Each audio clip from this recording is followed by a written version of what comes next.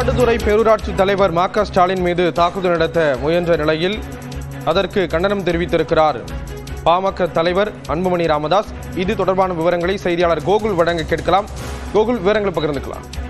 ஆடுதுறை பேரூராட்சி தலைவரும் பாமக மாவட்ட தலைவருமான ம.க. ஸ்டாலினை குண்டு வீசி கொலை செய்ய முயற்சி செய்த சம்பவத்திற்கு பாமக தலைவர் அன்புமணி ராமதாஸ் இன்று கண்டனம் தெரிவித்திருக்கார். ம.க. ஸ்டாலினை ஒரு கும்பல் வெடிகுண்டு வீசி படுகொலை செய்ய முயற்சி செய்திருப்பது அதிர்ச்சி அளிப்பதாகவும் அவர் தெரிவித்திருக்கிறார்.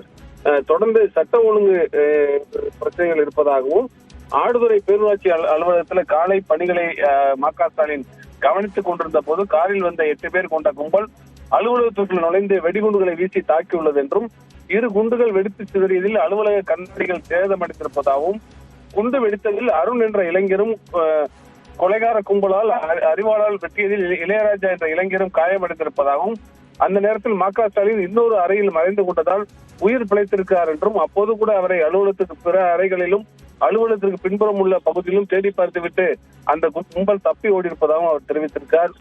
தொடர்ந்து இந்த சம்பவத்திற்கு காரணமானவர்களை கண்டறிந்து கைது செய்ய வேண்டும் என்றும் அவர் வலியுறுத்தியிருக்கார். தமிழ்நாட்டில் சட்ட ஒழுங்கு நிலையை நிறுத்தவும் காவல்துறை உறுதியான நடவடிக்கைகளை மேற்கொள்ள வேண்டும் என்றும், ஆடுதுறை பேரூராட்சி தலைவர் ம.க. ஸ்டாலினை படுகொலை செய்ய முயன்ற கும்பலையும் அதனை ஏவி விட்டவர்களையும் கைது செய்து சட்டத்தின் முன் நிறுத்த வேண்டும் என்றும், ம.க. ஸ்டாலினுக்கும் அவரது வீடு மற்றும் அவர் அலுவலர்களுக்கும் போதிய பாதுகாப்பு வழங்க வேண்டும் என்றும் பாமக தலைவர் அன்புமணி ராமதாஸ் அறிக்கை வாயிலாக வலியுறுத்தியிருக்கார். விவரங்களை வழங்கியதற்கு நன்றி கோகுல்.